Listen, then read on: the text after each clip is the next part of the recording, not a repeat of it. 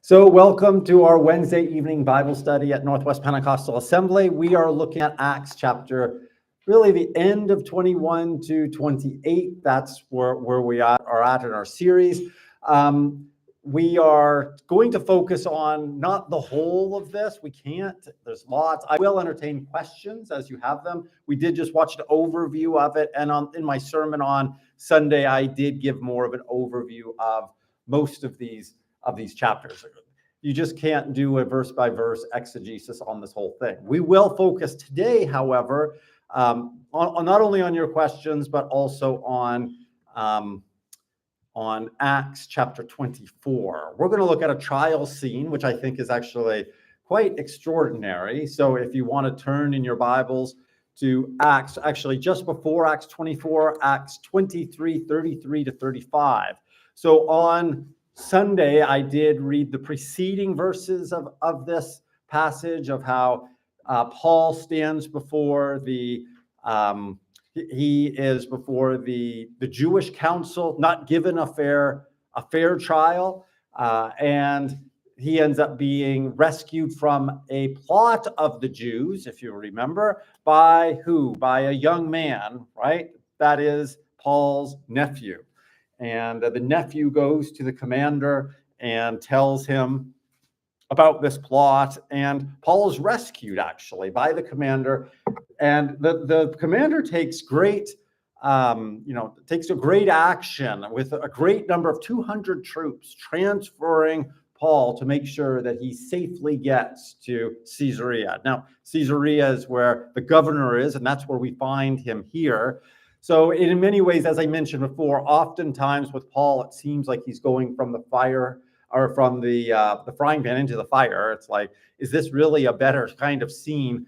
But it is rescued from one to another. And in Old Testament times, we might think it's kind of like David fought off the lion and the bear only to face Goliath then next. And it's kind of like that in our lives too. God helps us to triumph over one trial that actually prepares us for something even greater. It's not that, hey, now you're done trials, you don't have to worry. It's kind of like Jesus too, 40 days in the wilderness being tempted by Satan. Of course, the hardest trial of his life was yet to come when he's going to have to lay his life down in the Garden of Gethsemane. So that's what we see in Paul's life. The video made actually and explained how Paul's life very much parallels Jesus' life. And over we see this. Jesus has this long journey to Jerusalem. And of course, Paul has first this long journey to Jerusalem, and then he has a long journey to Rome. And we see God is with him, just as no one can touch Jesus, no one can touch or hurt Paul until the time that God has appointed for him. And in Acts, we don't see that time. It has come yet. So one of your questions might even be like, so what happens to Paul? I may ask that, keep that in mind. I may ask that at another point. But let's look at this midway point through the story as Paul finds himself in Caesarea before the governor. So would somebody read Acts 23, 33 to 35 for us?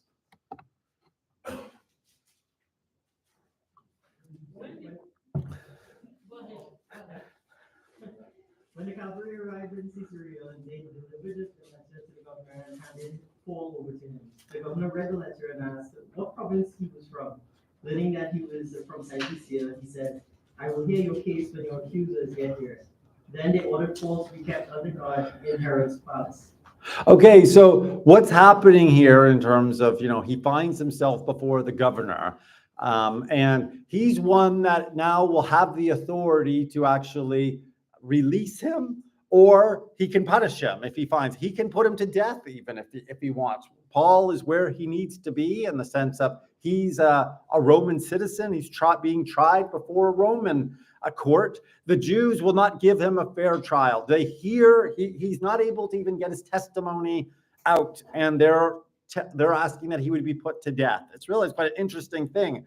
They have a problem, a theological problem, that God would actually send Paul to the Gentiles. He can't get any further, but that's a very cornerstone part of his story and why he is where he is. It's because God has done this. This is God's work. And so he finds himself here, And now, is he going to get a fair shake here? It's quite interesting. He's going to eventually, as you know the story, he's going to find himself in Rome. And so he's got a long journey to go. But how does he get from here to Rome? And that's part of what this story tells us. And in the middle, he ends up spending like 2 years in prison. And we might think that that's really wasted time. We'll take a look at that also, what takes place during Paul's 2 years in prison. So here he's before the governor here. This is Felix is the governor of Caesarea, of Palestine, of the region that includes Jerusalem and other parts. Who is Governor Felix? Well, it's quite an interesting kind of study of this man. He was originally himself a slave, and he was set free by Claudius Caesar himself. His brother was a favorite, actually, of the emperor. And so the emperor granted granted freedom to these 2 slaves, Felix and his brother. His name was Paulus.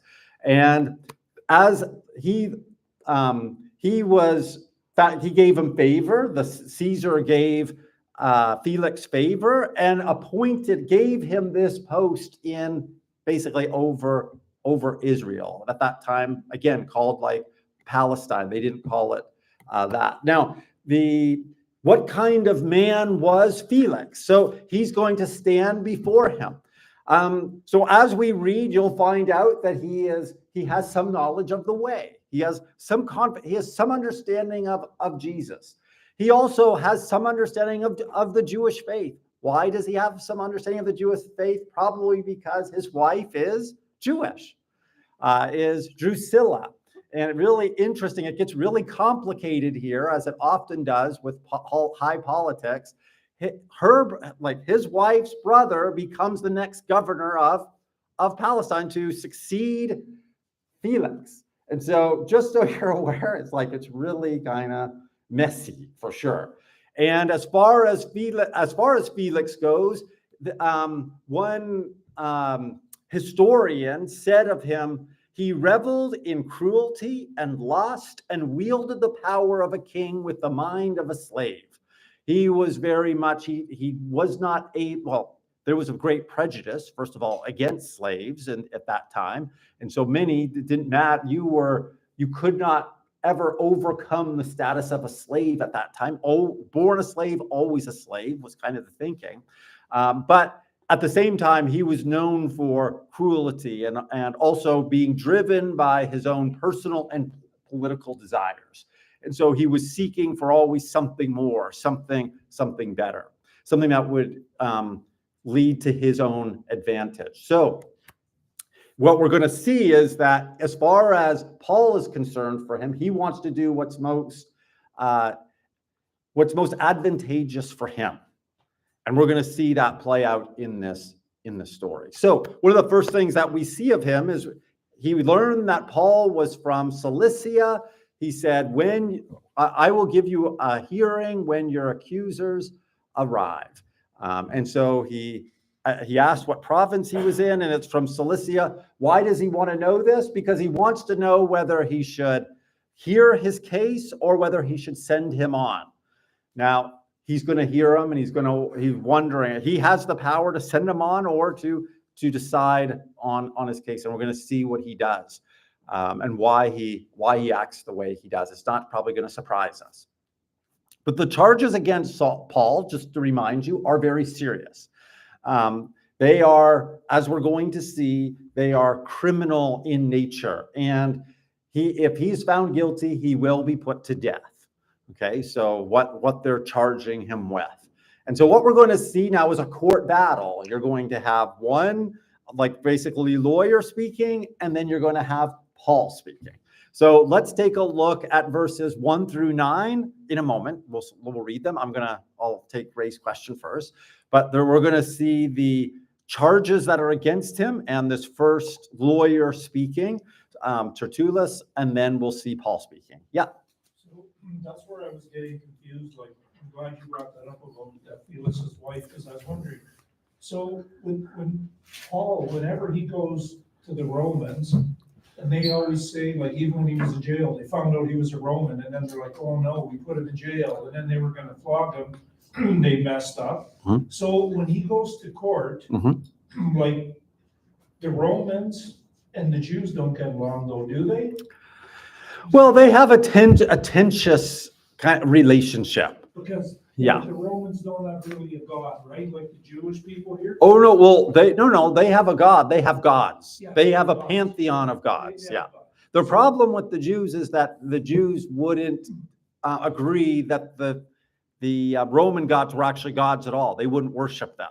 And so the Romans came to an agreement with the Jews that they could worship their one God, but they would also, though, be at peace with the Roman system and allow them to rule over them.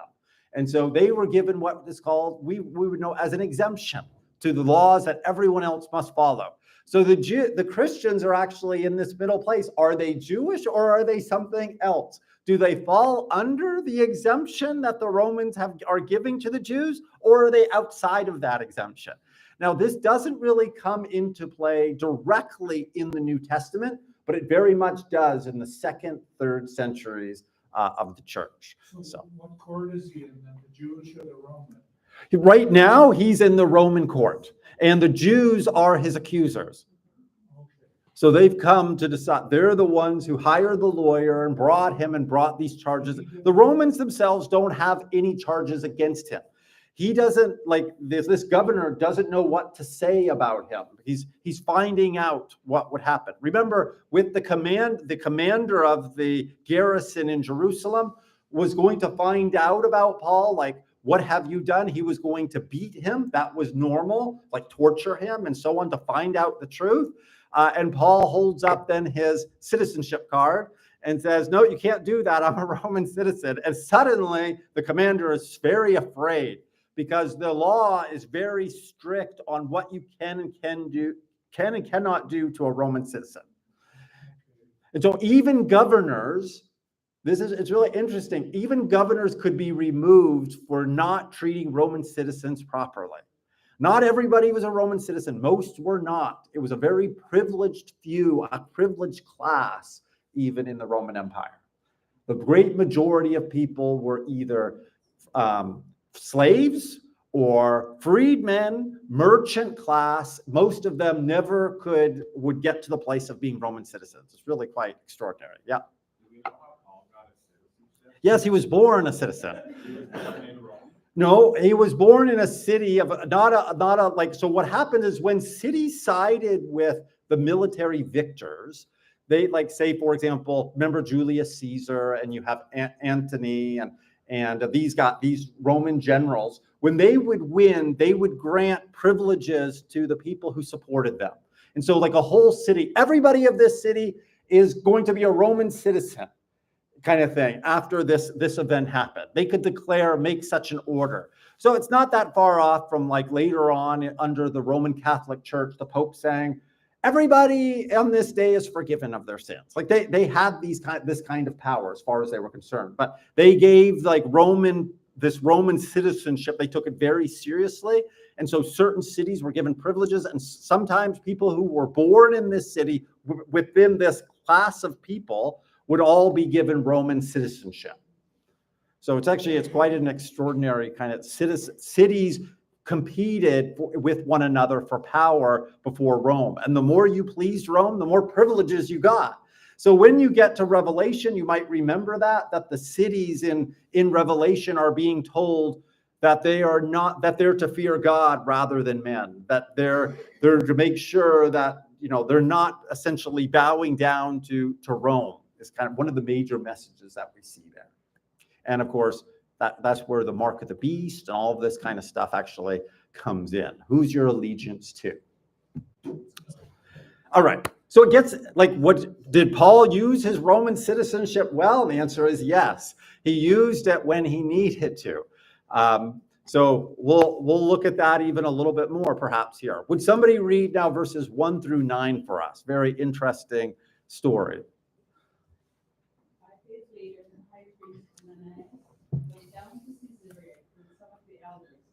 Lawyer named Tertullus, and they brought their charges against Paul before the governor.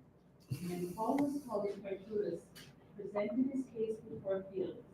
We have enjoyed a long period of peace under you, and your foresight has brought about reforms in this nation. Everywhere and in every way, most excellent Felix, we acknowledge this with profound gratitude. But in order not to weary you further, I would request that you be kind enough to hear us. We have found this man to be a troublemaker, stirring up riots among the Jews all over the world. He's a ringleader of the Nazarene sect, and even tried to desecrate the temple. So we seized him. By examining him yourself, you will be able to learn the truth about all these charges we are bringing against him. The Jews joined in the accusation, asserting that these things were true. And when the governor motioned for him to speak, Paul replied. I'll stop you right there. We'll get to that. So let's deal with these first, first 9. And even we're going to have Paul speaking in a moment. So thank you, Dorian. Now, what we have here at the first verses here, we have the Jews are coming, not just any Jews. You have the high priest. So realize they're taking this very seriously. The high priest is pressing the matter. They're sparing no expense. They are getting the highest priced lawyer you can get. And actually, the few words that he states here in shows that he is a master of Greek rhetoric. And I won't bore you with all of the details of it, but you can be assured that what he says is designed for actually getting the result that he wants. So Tertullus is the spokesman. You can see there. He's a spokesman is a person who is an orator or a professional rhetorician. He is known for delivering a powerful speech and getting the results he wants. We might say like a high-priced lawyer. So you can think of that kind of thing in terms of the past, famous trials that we had, and there are some famous lawyers then that we're all aware of. That would be like where Tertullus fits in here. And in all likelihood, even the reader of Acts at that time when it was written probably would know who Tertullus was. And so that's why he's in. Otherwise, it would just be this lawyer. It's actually because it's a name that is well known. That's important because you almost think like Paul will be out of his league when it comes to speaking. But we're going to see that he actually knows exactly what he's doing. Paul is very well trained. And if he wants to speak well, he is well versed and well educated to be able to do so. And so his speech is well up to the task to actually combat the accusations that are against him. Yeah. Does he not get a high-priced lawyer on his side? Do you have I'm just kind of trying to, would it be common not to have one, or would you have to be rich in order to buy one, or? Absolutely. Okay, So it would be standard that whoever is accused, either hire your own lawyer, or you just have to defend yourself as well as you might. 100%. The cards are stacked against you. Isn't that unfair? Yeah. Isn't it unfair today that somehow in the greatest civilization in the history of the world, we still provide low, income public defenders to the worst people, the people who commit the worst crimes or are charged with the worst crimes, and somehow we get such a high conviction rate against them. But those who have high-priced lawyers, the conviction rate goes way down. Somehow, I'm just saying, justice is controlled by money. And I mean, we all know, would we all be in agreement that if you are charged with a terrible crime, you would do your best to get a good lawyer? Well, there's advertising if you want to fight a traffic ticket that you need Right. to clear your license. You can pay. Yeah, you can probably get off. The average same as drinking and driving. They get people off. Yep. So 2,000 years later, we haven't moved much. we haven't moved much. Even we think we're so great, but really, as far as justice goes, we haven't moved the needle very, very far, have we? What I would think. Yes. In this case. Yes. Paul is defending himself because he's a trained lawyer. Okay. So he, That is Paul probably has the skills, and we're going to see, to defend himself very, very well. And could it be that God has equipped Paul for just such this as a time as this? It's kind of like Moses, trained by the Egyptians to fight against the Egyptians, to fight against Pharaoh himself, to stand before him. And Paul has been trained to stand before kings and professional lawyers even. And it's quite an awesome thing. So you bring up, I think, a really good point, and that's exactly it. So let's take a look at a little bit of what he says here. First of all, you could easily miss this. Do you notice he says, since though we enjoy much peace, and since by your foresight, most excellent thesis, reforms are being made for this nation, you do so much for us. We owe you a great deal. We want to kiss your boots if you'll let us. Like it really is there's a sense here that almost a groveling, like you are awesome. You are a great, and he's not that. Like no Jew in their home talking to, they would be saying how horrible Felix is. He's awful, breaks the law, he acts in his own interests and so on. And also notice the title, Most Excellent Felix. Only the governors in Acts are actually have this title applied to them, and then one other person. Anybody else know in Luke Acts who the other person that has this title of Most Excellent? Anybody have any idea? You've seen this before if you've read the Gospel of Luke. Anybody? Can anybody remember? It happens in the 3rd verse. Would somebody read the 3rd verse of the first book? Theophilus. Okay. Do you have it there, Faith? No, you don't. Does somebody have Luke chapter 1, verse 3?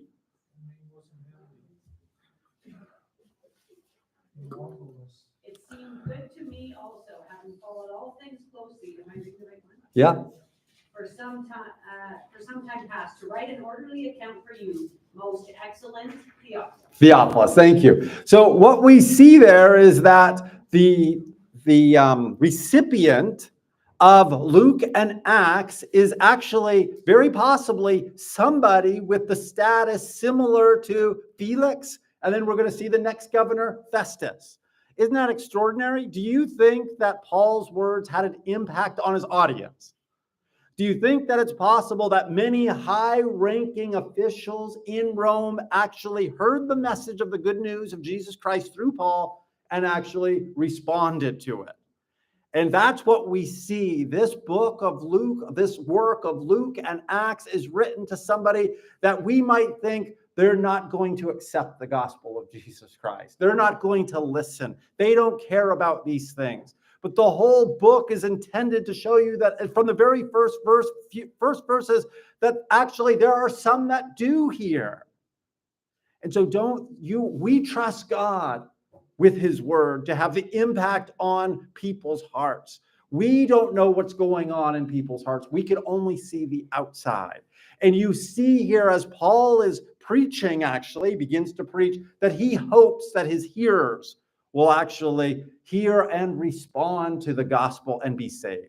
And actually, isn't that what we all live with that hope? But also that we would speak out, that God would speak to their hearts. So I just want to note that. And also now, there's a word here in the accusation. We have found this man, this is what he said, this is the charge. We have found this man a plague in the ESV. Some of your translations might have troublemaker. Some are even like a pestilent person, a rioter, a starter of riots. What else do you have? Ringleaders, yes. And so one who stirs up riots among all the Jews throughout the world. Man, he is the worst. There could be nobody worse than this. Do you realize they basically said the same thing against Jesus as well? He's setting himself up as another Caesar. He's leading the people astray. Same kind of ideas happen. But just imagine, like Paul in 1 Corinthians says, we are the scum of the earth. Like that's how we're considered by the world, by the wise of this world. And here you see this very same charge being made. Is it possible that he writes 1 Corinthians even around this time after these charges? It's it's very possible that this is exactly where this kind of charge comes from. Yes. Can that be what also when it was a Saul that is written now? When it was persecuting Jesus? Yes. Is it like what he sows is now reaping it from the hand of the Roman Empire? Because he was like a ringleader, Mhm. he was persecuting Jesus, he was Mhm. like destructive. And now he's receiving this kind of reviling and so on. Jesus said, I will show him how much he must suffer for my name's sake. He has, why are you persecuting me? Why are you doing this? I will show you how much you just suffer then for me. But actually, again, as a light to the nation. It's a beautiful story, isn't it? And he totally misunderstood suffering. You definitely don't want to be the instrument of suffering for other people, but that God would use that suffering for his good, your good in his story. It's awesome. So yeah, thank you for that. Actually, that is very helpful. So and there's lots we could say about this. This same word, for example, is used in quite interestingly in Psalm 1:1. Blessed is the man who walks not in the counsel of the wicked, nor stands in the way of sinners, nor sits in the seat of scoffers. This idea of the company, or stands in the way of, is this very word is used here. This plague, this pestilent person that Paul is referring to. So they are putting a curse on him essentially. And did they not do the same thing to Jesus? He stands under a curse, and so does his representatives.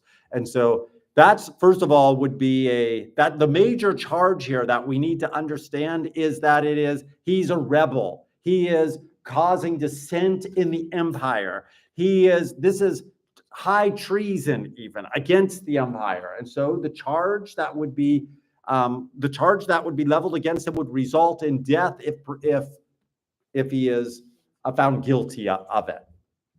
Now, we could continue on. We see that the Jews all join in on the charge, affirming that these things were so.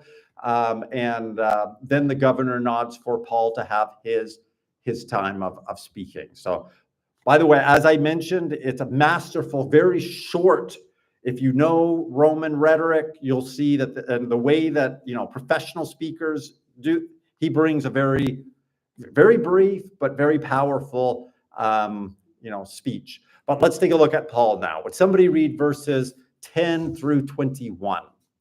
So the next set of verses here.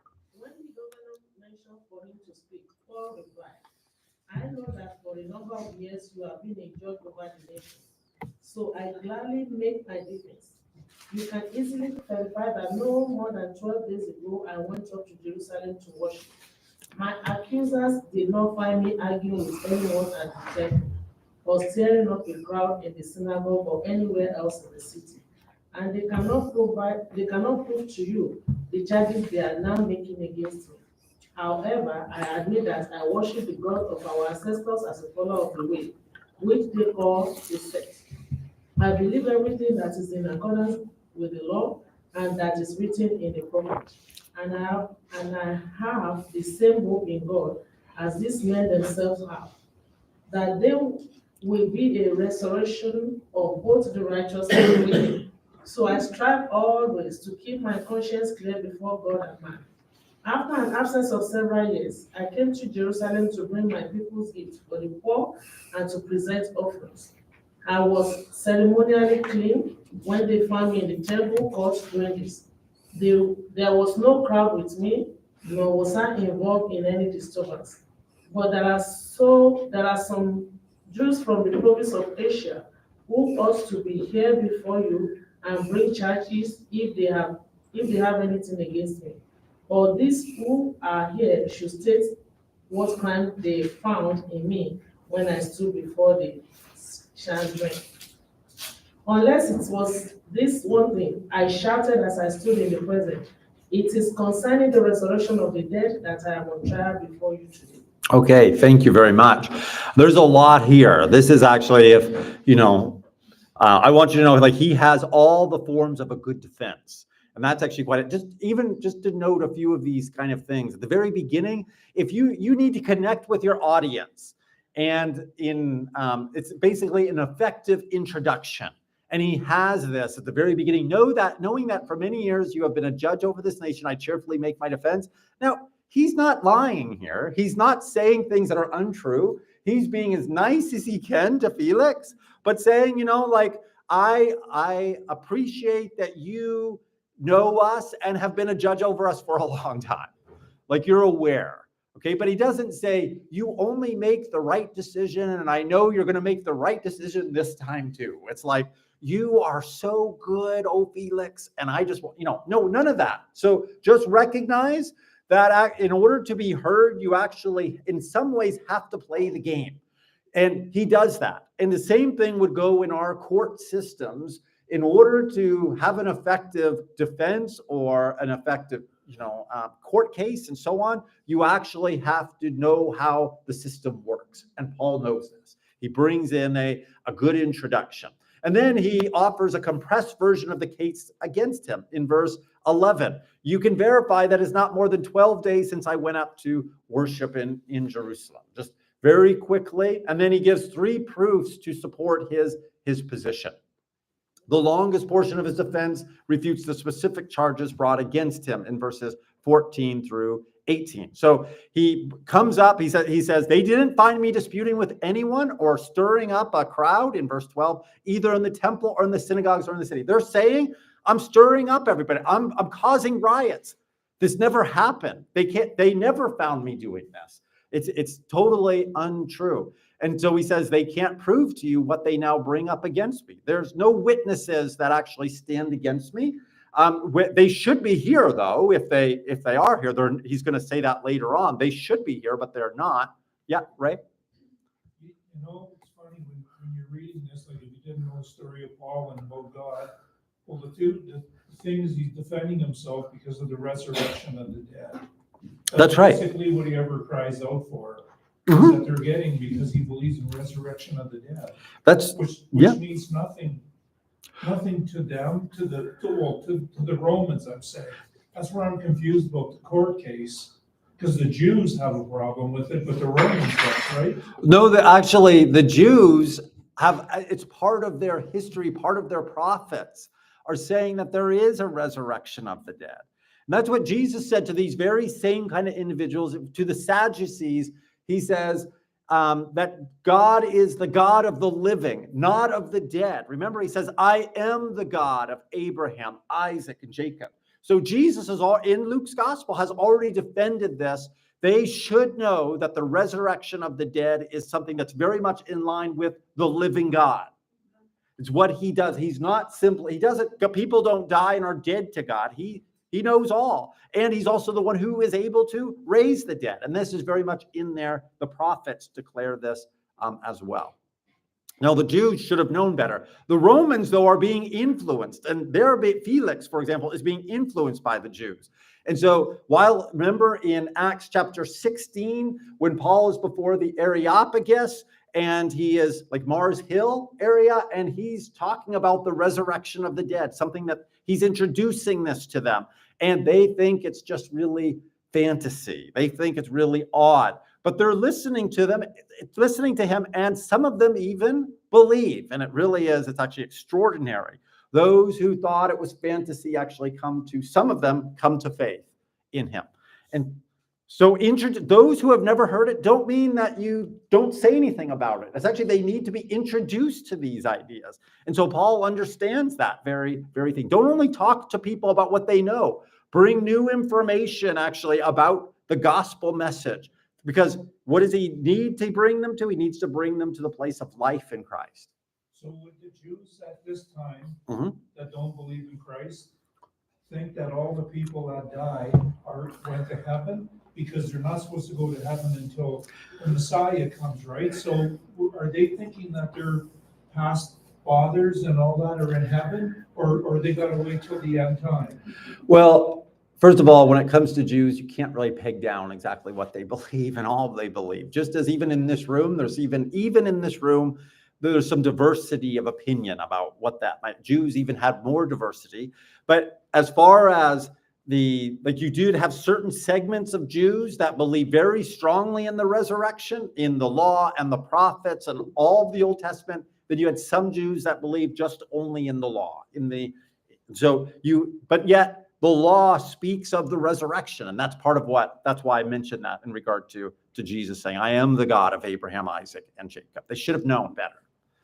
So that's what do we argue from? Part of what we argue from is what people actually have a belief in, what they actually hold strong. And so we see Paul doing this, taking even words from their own prophets. In him we live and move and have our being, for example, back in Acts 16. The reason why he's able to speak to the prophets or speak of the prophets and this hope to Felix is because he is aware of both the Jewish way and the Christian way.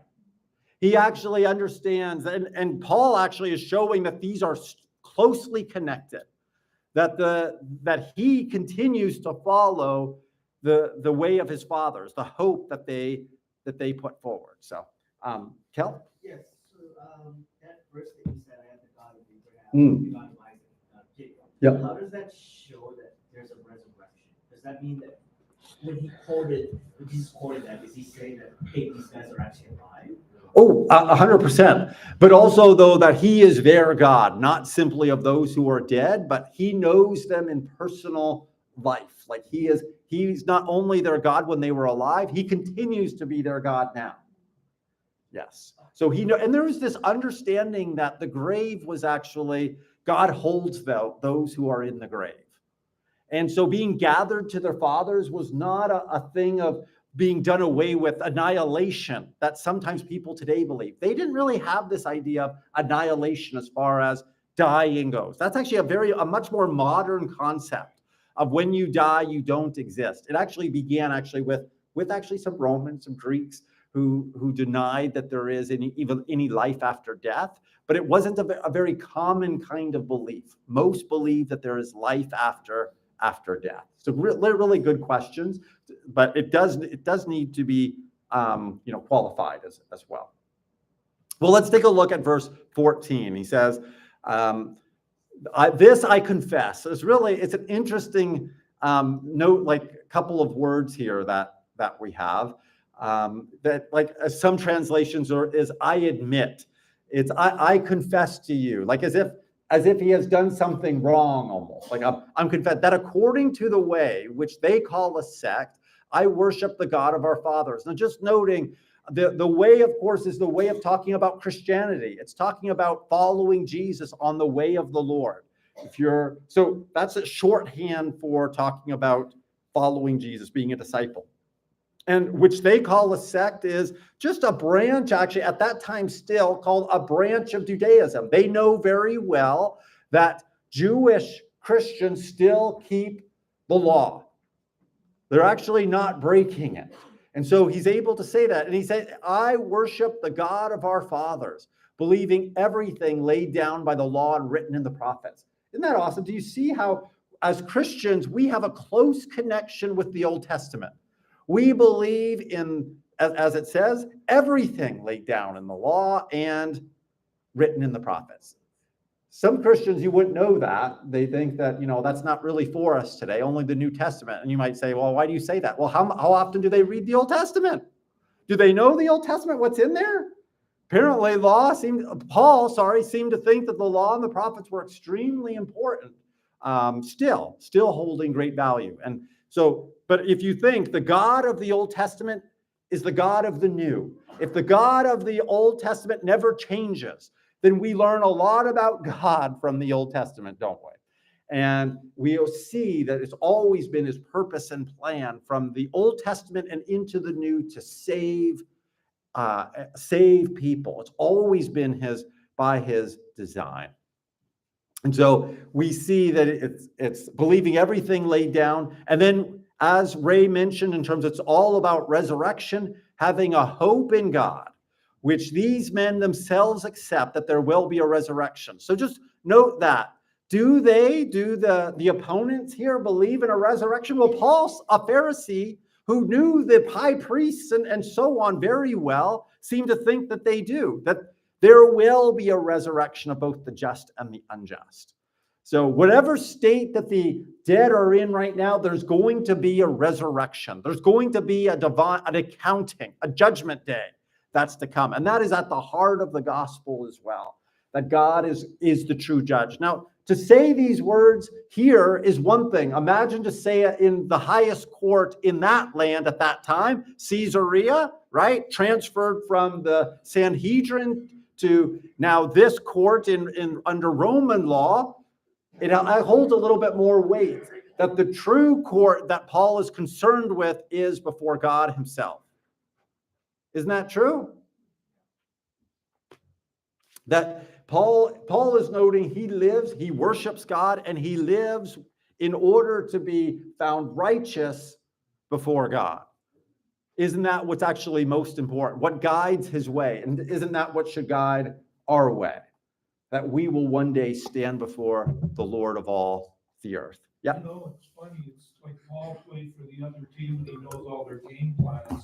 Ah, It's like, because he was like the Hebrew of Hebrews, and he was like growing faster in that Pharisee stuff than the other ones were. So he knew what he was up against. So maybe that's why he wasn't so big on a lawyer stuff too, because he knew his enemy. 100%. I agree. Now, what's interesting here is verse 16. I always take pains to have a clear conscience toward both God and man. Just note, if you were to compare this back in early verses of chapter 23, this is what got him punched in the mouth. And I just want you to know that I always live with a clear conscience before God, and the high priest orders him to be struck. And so note that he's saying something. They know about the resurrection of the dead. And now let me continue what I always wanted to say to them. So just recognize there's a continuation here, that he has always from early on desired to live with a clear conscience toward God. And so he's like, just know that it's been important to him. He has not tried to be a rebel. He has not been, now just recognize probably Felix feels out of his league here because he is like a vile kind of man. And he's feeling even convicted by Paul's own testimony. I'm not really worthy perhaps to judge this man. Verse 17, so after several, and it only gets better. Now, after several years, I came to bring alms to my nation to present offerings. What kind of man is Paul? Well, he gathers money for his own people, the people who are now wanting to charge him and put him to death based on what? Well, the only reason he says I was in Jerusalem to begin with is actually to bring help to my people in time of trouble. And so he says, while I was doing this, they're the ones who found me. Found me how? Purified in the temple. They had no reason to say that I was defiling the temple at all. And there was no crowd or tumult, but some Jews from Asia. And remember, these are the guys who've been following him around. And he says they ought to be here. And this is very true. Witnesses, like, you should not be put to death based on hearsay. It's the same thing today, right? Where are these Jews who found me? Where are these Jews who have this complaint to me? They're nowhere to be found. They should be here with us, he says. Verse 20, or else let these men themselves say what wrongdoing they found when I stood before the council. Now, it's very interesting. He's giving them the opportunity to actually state exactly what they witnessed. And what we know is that they have nothing to say. Then he says, other than this one thing that I cried out while standing among them. And this is, again, to Ray's point. What does Paul want to emphasize more than anything else? It's God and the resurrection, isn't it? It is with respect to the resurrection of the dead that I am on trial before you this day. I want to tell you just one more time the good news, that there is going to be a resurrection of life. And I don't want anybody to miss out on it. And it's really quite extraordinary. While in all of these things, he uses the best rhetoric. He is a great, defense lawyer for himself. But the main defense is actually for the gospel and is on their behalf, that they should receive the good news that they need to. And I think it's really beautiful. So It is. He also, what he has done is turn the charges against him into a legal issue that he has with the Jews. And the Jews that are making charges against him, and they aren't even here, like the witnesses that have done it. And so Felix should have no grounds, no reason to hold him. He should acquit him. If he was a good judge, at the end of this, he would say, Paul, I'm clearing you of the charges. Instead, he has a different reaction. Would somebody read verses 22 through 27? And Felix, who was well acquainted with the way, adjourned the proceedings. When Lysias, the commander, comes, he said, I will decide your case. He ordered the centurion to keep Paul under guard, but to give him some freedom and permit his friends to take care of his needs. Several days later, Felix came with his wife Drusilla, who was Jewish. He sent for Paul and listened to him as he spoke about faith in Christ Jesus. As Paul talked about righteousness, self-control, and the judgment to come, Felix was afraid and said, that's enough for now. You may leave. When I find it convenient, I will send for you. At the same time, he was hoping that Paul would offer him a bribe. So he sent for him frequently and talked with him. When 2 years had passed, Felix was succeeded by Porcius Festus. But because Felix wanted to grant a favor to the Jews, he left Paul in prison. Thank you. Nice man, right? Like you can see this here. Now, verse 22, right? Now just note how he puts him off, saying, when Lysias, the tribune, comes down, I will decide your case. Now, it's really kind of ironic.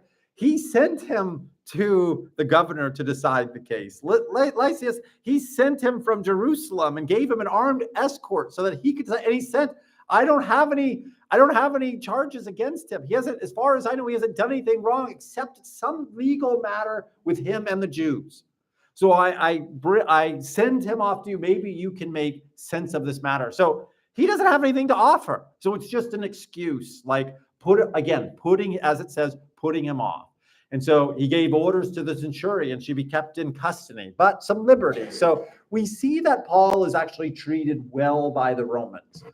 Just not as a normal or a bad prisoner, but also it speaks against the whole reason that he's being held in captive. If they really thought that he was guilty of a crime of murder, as the charges were, they would not have given him this freedom. So it really speaks against the whole issue of Paul being kept in prison anyway. And we also see the motivation of Felix. What is motivating Felix to keep him in prison? There's two things. Did you catch those two things? What are the two things? Okay, one is money, hoping that he was going to give him a bribe. Do you see, like he thought that he had a lot of money. Why would he think he has a lot of money? Because he came with a gift to the Jewish nation. Like, who is able to, like, in all seriousness, he probably did have a lot of money that he gave away, gave to those in Jerusalem, but he misunderstood. And that's often the case. So misunderstands Paul there. That's number one. What's the second reason? He's wanting to please the Jews. And we see that this is common. Why would he want to please the Jews? Because he wants to look good as a governor. Stay calm, be at peace, be nice. And then all look good, all receive favor from Caesar, and we both win.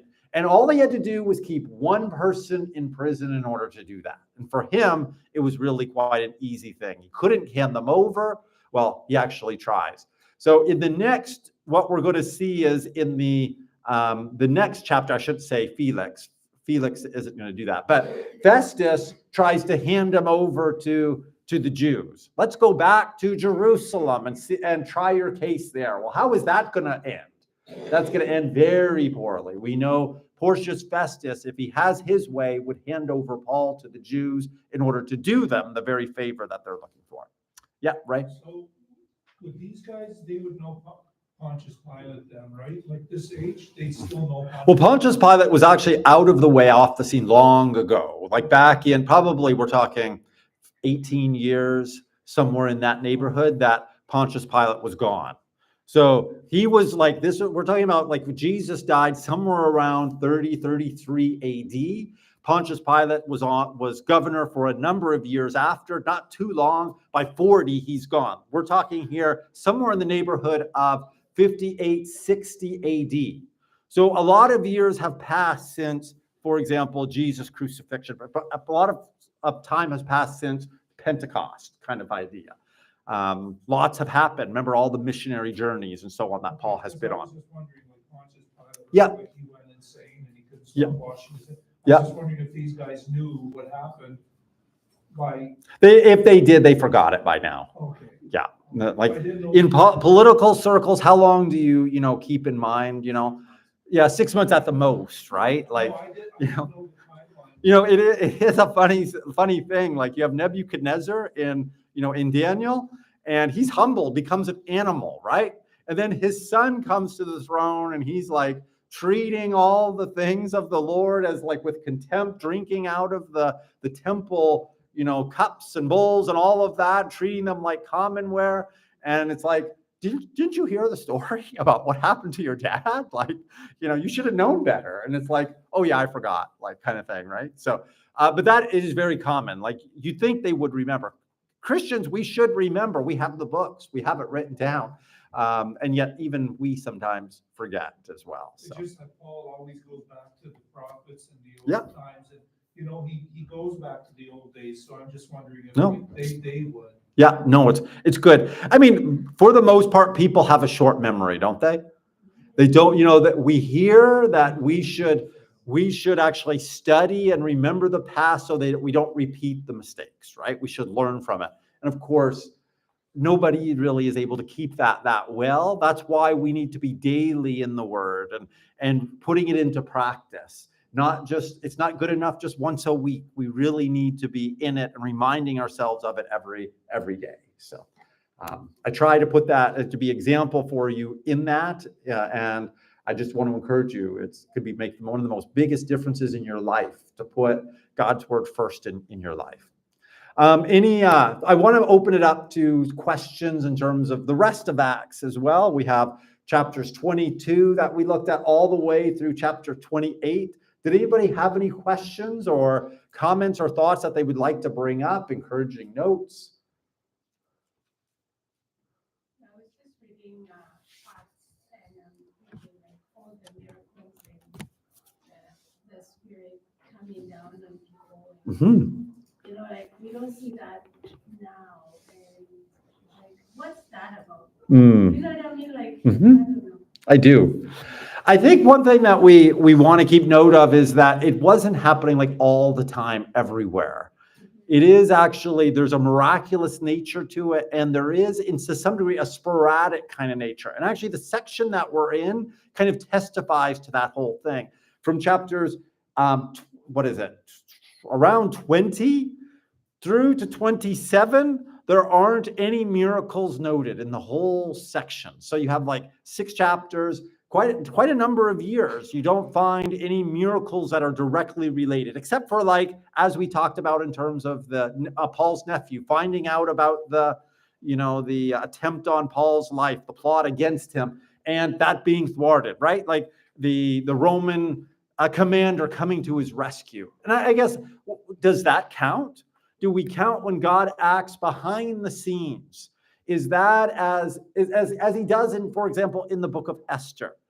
Sometimes we go through seasons like that, where God is acting and intervening and directing our steps with a still small voice, but we don't see miracles on a regular basis. Then there are other times, though, where it seems like they're happening all the time. And sometimes it can feel like every week or two, when I lay hand on people and they're healed. And it's like, I'm just praising the Lord. And I'm just like, man, we're having a revival here. This is awesome. And then I might not see a miracle for a while. I'm like, what happened, God? I thought there was, you were doing something amazing. And it's like, I was. What's your point? Like kind of thing. I think that God has his seasons and his times.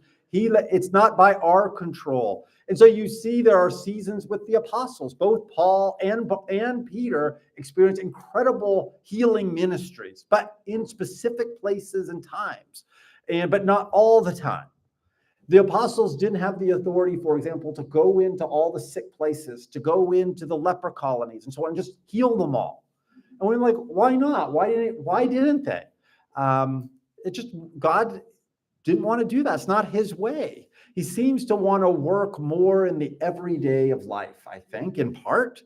But he lets us know that he also is powerful and has mercy and compassion. But it's the day-to-day living out the character of Jesus Christ with the fruit of the Spirit being in full evidence that actually I think is the strongest witness for people coming to Christ.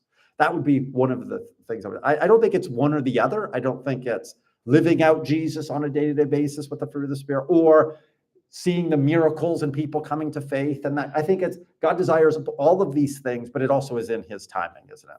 So excellent question, though. You're very right to ask it and bring it up. Kel? I think that's interesting you point that out, because in Acts, I believe, chapter 3, the paralytic man for 40 years, go to the temple gate every day, ask for donations. He would have most likely seen Jesus. Yeah, that's right. Jesus would have seen this man too, and he would have known that there was moments he did it until, just imagining for the man himself to see Jesus, to hear everything. I don't know, he probably tried to reach Jesus, we never know, but even Jesus himself, he knew, and he could just say, just not yet. And I think that's a good point. It is God will heal everyone who comes to him, but it is in his timing and it's in his way. Yeah, right? Well, it's about snakes. Yeah. You talked about it on Sunday, I was Right. listening to your sermon. Yeah. And snakes are not a good thing, or in the Bible how it goes. Yeah. But just out of Acts, John, before Acts came, Mhm.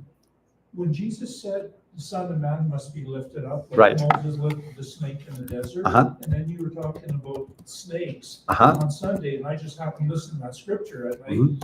I thought, like, why would Jesus refer to the snake being lifted up with him?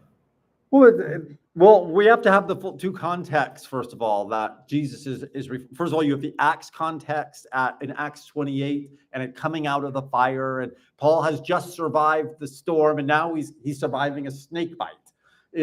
That's the context there. With Jesus, he's actually referring to himself being the savior of the world. Right after that, actually, is like that happens in verses 13 to 15 about Moses lifting up the snake and about the Son of Man needing to be lifted up. And then we have the greatest verse in the whole Bible. Well, at least it's one of them. If it's not the best, the greatest is for God so loved the world that he gave his only begotten Son. Whoever believes in him should not perish. Do you see, though, those who looked on the snake and believed in God to forgive them of what they did, their weakness, their rebellion, they're aligning themselves with the snake, held up for all to see. For those who would repent and turn to God, they were healed. Those who look to Jesus, lifted up for our sin, will also be healed. Now, in the two contexts, just noting in the Old Testament where that happens, I think it's Numbers 21, it's the greatest healing miracle in the Old Testament. It is actually like it's hitting all, this plague is hitting all of the people of Israel are under attack by snakes, and they've come under the judgment of God. But any who will look will be healed. And that's the same thing that John 3:16 is saying. Anyone in the whole world who looks on the Son is going to be saved. It's an awesome thing. So using the healing to talk about salvation. And for us, that might seem like they're a little bit far off, but in Greek, they often use that same word for healing as for salvation, or vice versa. The one who is saved, or the one who is healed, is also the one who is saved. The healer is also the savior.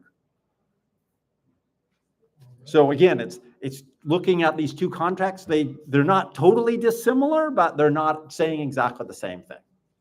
So it's good. It's good. Anyone else have a question they'd like to ask regarding, well, if you could, ask anywhere in Acts as we're finished our series as well. Michael? What's the next book? Joshua. No, I mean, if Luke was the first one and Acts was the second. Yes. And they talked about it in the film, They said, hey, they left it open and the story continues. Oh, yes, yes. Do you have a recommendation if one wanted to read like how the story continued? Because it's been 2,000 years. Well, And I think So- it's a book that covers the next 2,000 years. there are some pretty good church history books that I could point you to, but actually the point, and I know you're being a little bit facetious here. The point of the video, and actually I think the point of the ending of Acts is that Christians continue this story, right? And I think that is the point you're making too. Is actually beautiful. I am asking about like church history. Okay. What would be a good Oh. like, next There's so many good. book? There's so many good books. I mean, first of all, you could look at an individual, but you could also look at a church history book. Kel has a good recommendation, maybe. Oh, no. I was just gonna say, I love how they ended it there, because I think you and I have, you know that I've struggled and wrestled with this because I'm a bit more like into the earlier dating of the Gospels. Because one of the things that they've said is because Luke ends Acts before Paul is executed, before the fall of Jerusalem in 70 AD, so therefore it has to have been written before 64 AD. So then that means Luke would have to been written in like 50 or 55 AD. Yeah. But now having said that in a different interpretation, it's like, oh, okay, maybe it is a later date. So It I could think be. That's also It's part of the interesting. reason why they've said that. Yeah. Because there are those two conflicting views of where Acts. That's is true. headed. That's actually a good point. Yeah. So just in terms of scholarship, where did Acts end with Paul in prison? So that's where we began. I began talking. And so thank you. You bring me back to my initial comments. Does Paul die here? Is he executed? Is this his final stay? He probably has about another 5 years, even 6 years before he's executed.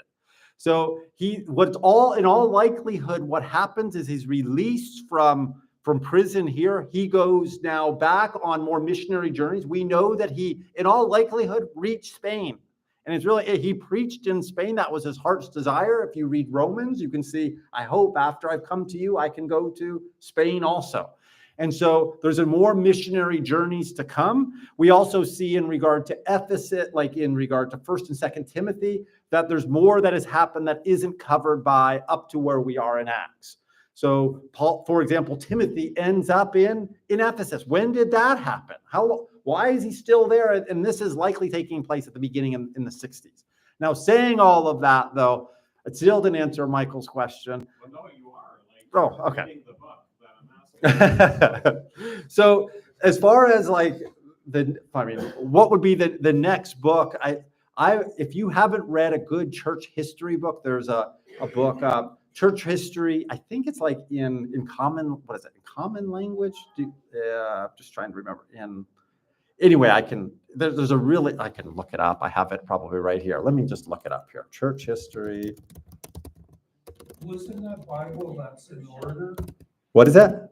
Church history in plain language. Yes, that's it. In plain language. Thank you. That's actually a really easy read. Like any of you would be able to probably work your way through it. It's a beginner level church history book. It actually is very interesting. It takes you through to the end of, basically the end of Acts through to the current time that we're in now. So, well, I mean, if you have access to my library, you could, find it on there. So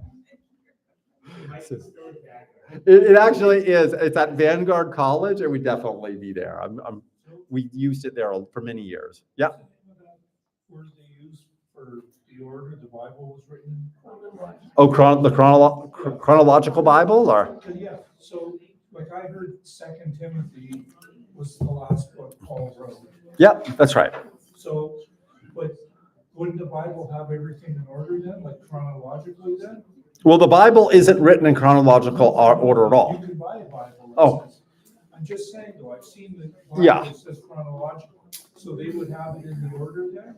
It's really difficult. What I don't like about the chronological Bible is it breaks up the Gospels and it takes it out of their original context and the story that they're telling. And now it's actually a different story because they're taken out of their context, taken out of the ordering that Matthew, Mark, and Luke intended us to read it in, and puts it in a new order and actually tells you something different, maybe that no author, including God, ever intended for you to take from that.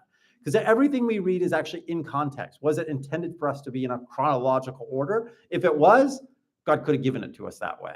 It's actually quite interesting. There is a book that actually was accepted by certain churches called the Diatessaron, and you may have heard it. It's like the 4-in-1 gospel, and that's a really weird one. But it is like what we do. It's a harmony of the gospels, putting them all together in kind of like an order, like the chronological Bible. Someone else had a question, Abby?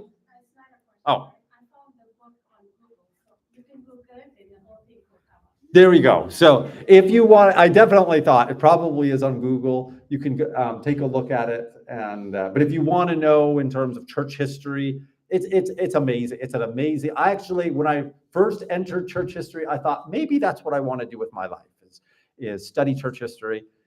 And then I felt God saying, nope, that's not what happens store for you. But one last comment from Kel. Sorry, I was No. gonna say, if you want to use one, Background Library does sell them. Oh, there you go. That's good to know. Just sometimes they're like $5 or $10. Okay, that's good to know. And I think part of the chronological one is so interesting that you said this because we would be reading that in our context today because we want things in order.